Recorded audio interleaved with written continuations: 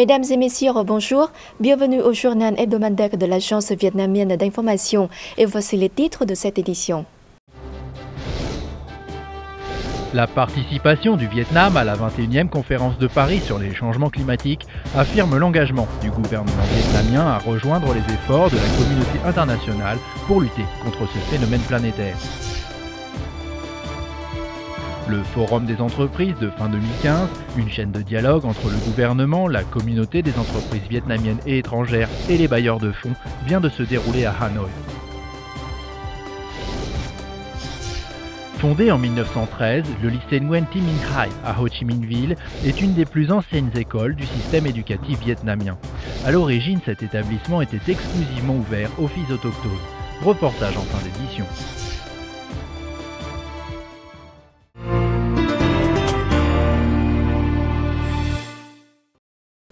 Le Premier ministre Nguyễn Tấn Dũng a participé à la 21e conférence de Paris sur le climat qui s'est ouverte le 30 novembre dans la capitale française.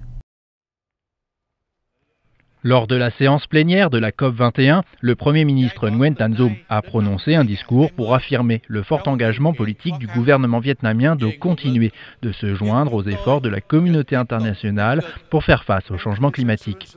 Il a déclaré que le Vietnam poursuivrait ses stratégies, programmes et plans sur le climat sur plusieurs aspects en prenant des mesures concrètes.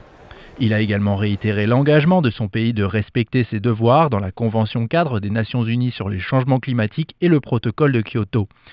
Le Premier ministre a ensuite annoncé que le Vietnam apporterait $1 million au Fonds vert pour le climat pour la période 2016-2020.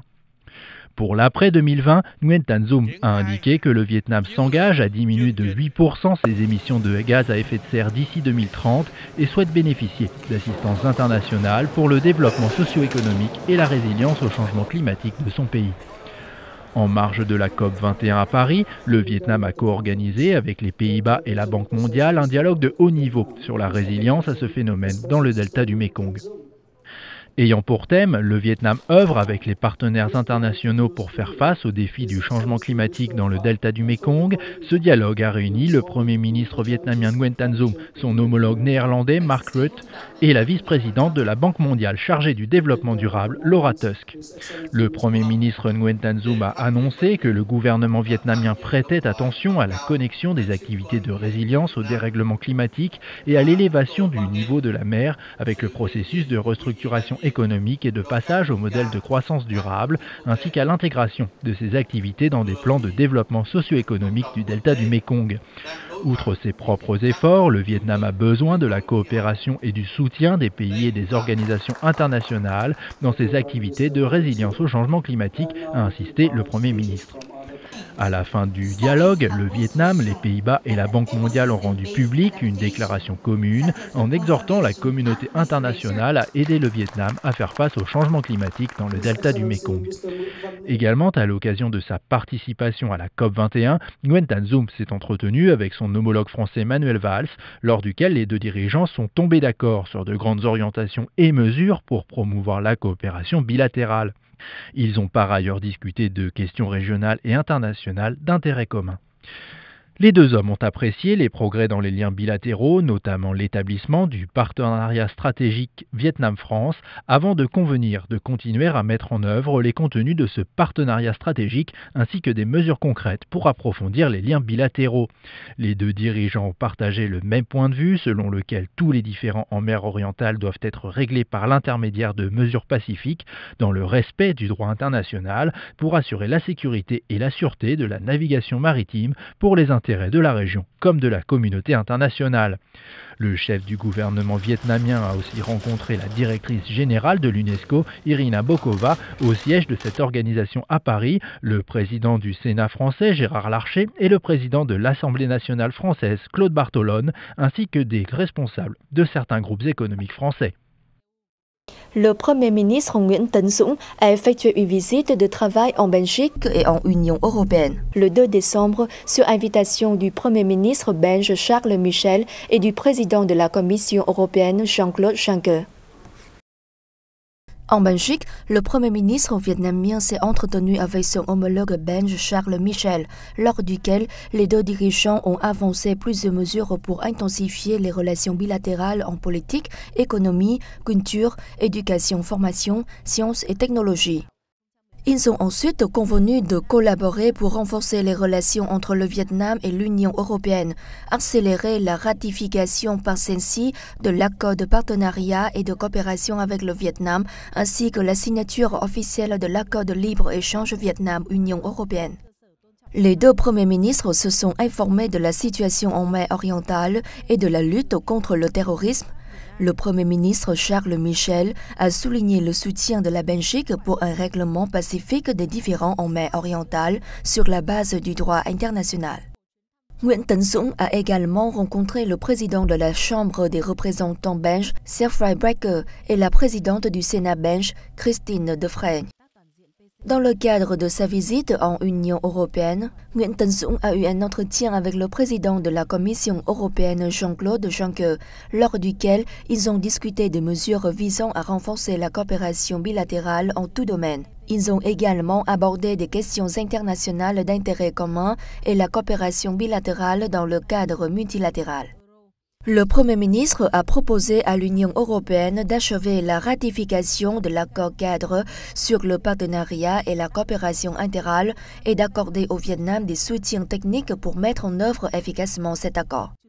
Le président de la Commission européenne Jean-Claude Juncker a proposé au Vietnam de soutenir l'Union européenne dans l'intensification des relations avec l'ASEAN avant d'affirmer soutenir la position du Vietnam et de l'ASEAN dans le règlement des différends territoriaux par des mesures pacifiques sur la base du droit international. Après l'entretien, Nguyễn Tấn Dũng et Jean-Claude Juncker ont assisté à la cérémonie de signature de la déclaration officielle sur la fin des négociations de l'accord de libre-échange Vietnam-Union européenne. Le chef du gouvernement a ensuite rencontré le président du Conseil européen, Donald Tusk, et le président du Parlement européen, Martin Schulz. À l'issue de sa visite, Nguyễn Tấn Dũng, Jean-Claude Juncker et le président du Conseil européen, Donald Tusk, ont publié le communiqué de presse sur les relations Vietnam-Union européenne.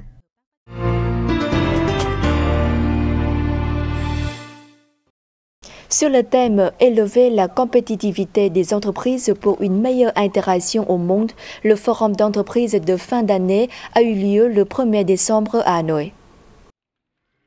Cet événement est une chaîne de dialogue entre le gouvernement et la communauté des entreprises vietnamiennes et étrangères, des bailleurs de fonds, des organisations diplomatiques pour édifier un environnement d'affaires favorable et promouvoir le développement durable au Vietnam. Les délégués ont analysé l'environnement des affaires, des problématiques afférentes au commerce et à l'investissement, aux infrastructures, aux ressources humaines, à la gestion et à la transparence, aux marchés bancaires et aux capitaux, à l'agriculture, à l'éducation et la formation, au secteur automobile et des motos, ainsi qu'aux produits miniers. Cet événement était organisé par la Société financière internationale du groupe de la Banque mondiale, le ministère vietnamien du Plan et de l'Investissement et la Chambre de commerce et d'industrie du Vietnam. Selon le département général des statistiques, 632 740 touristes étrangers sont arrivés au Vietnam en novembre, soit une croissance de 12,9% en un mois et de 20,4% sur un an. Au cours des 11 premiers mois de l'année, le Vietnam a accueilli plus de 7 millions de touristes étrangers. Novembre a observé une forte croissance des touristes de Hong Kong, Chine, de République de Corée et de Singapour avec respectivement plus 35,5%, plus 30,5% et plus 16,5%. L'augmentation des voyageurs en provenance de Taïwan, Chine, des États-Unis, d'Italie, de Finlande, des Pays-Bas et de Malaisie est aussi impressionnante. L'afflux de visiteurs des 5 pays d'Europe de l'Ouest exemptés de visa a également augmenté de manière significative, dont plus 10,7% pour l'Espagne et plus 4,5% pour le Royaume-Uni. Deux raisons à cela, le fait qu'il s'agisse de la haute saison touristique au Vietnam et les résultats de la politique d'exemption de visa. Le gouvernement a en effet récemment décidé de dispenser de visa les Vietnamiens d'outre-mer, ce qui devrait là aussi permettre d'augmenter le nombre de visiteurs étrangers d'origine vietnamienne.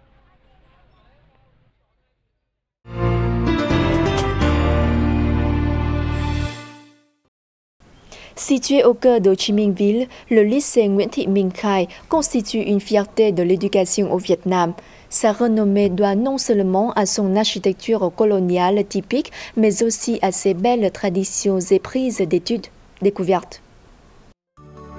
Autrefois connu sous le nom de Collège des jeunes filles indigènes ou Collège des élèves altimes, emprunté à la robe traditionnelle des femmes vietnamiennes de couleur violette, l'école a été créée par un groupe d'intellectuels dont l'objectif était d'éduquer une génération de filles patriotiques en utilisant une approche progressiste. Sa première classe ne comptait que 42 élèves. En 1940, quand l'école a été rattachée à l'enseignement secondaire, elle a été rebaptisée Collège Salon dans l'optique de fournir une éducation plus complète en faveur de ses élèves.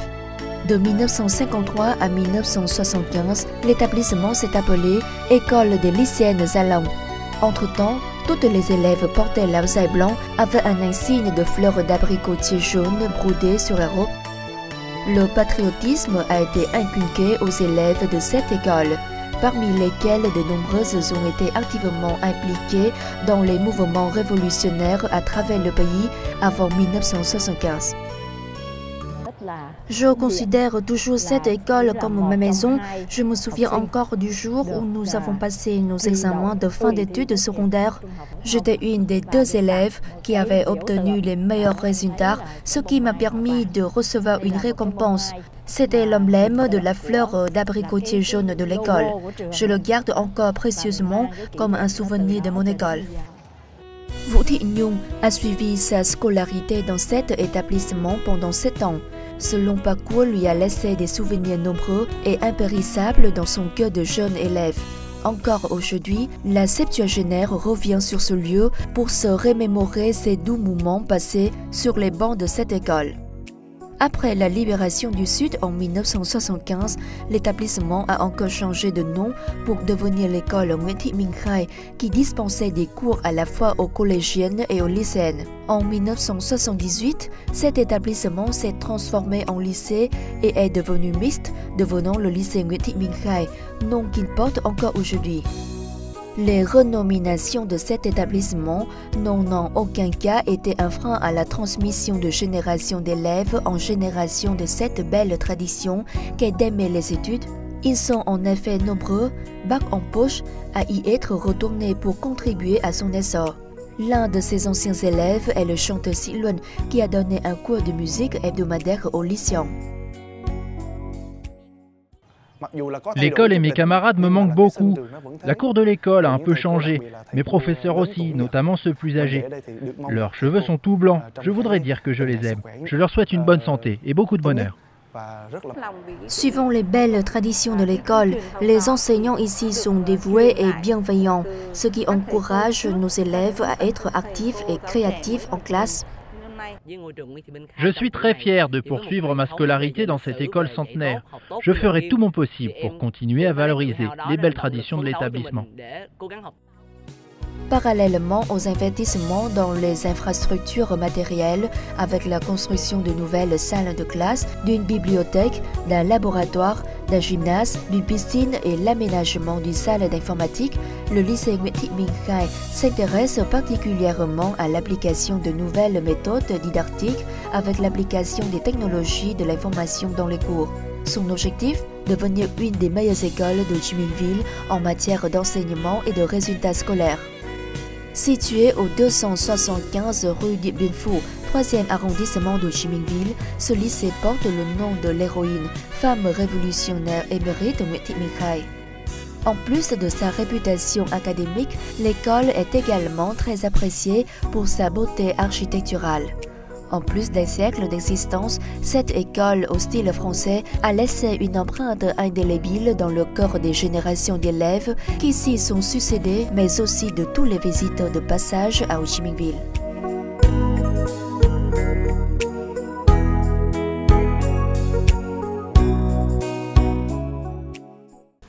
C'est la fin de cette édition. Merci de l'avoir suivi et à la semaine prochaine.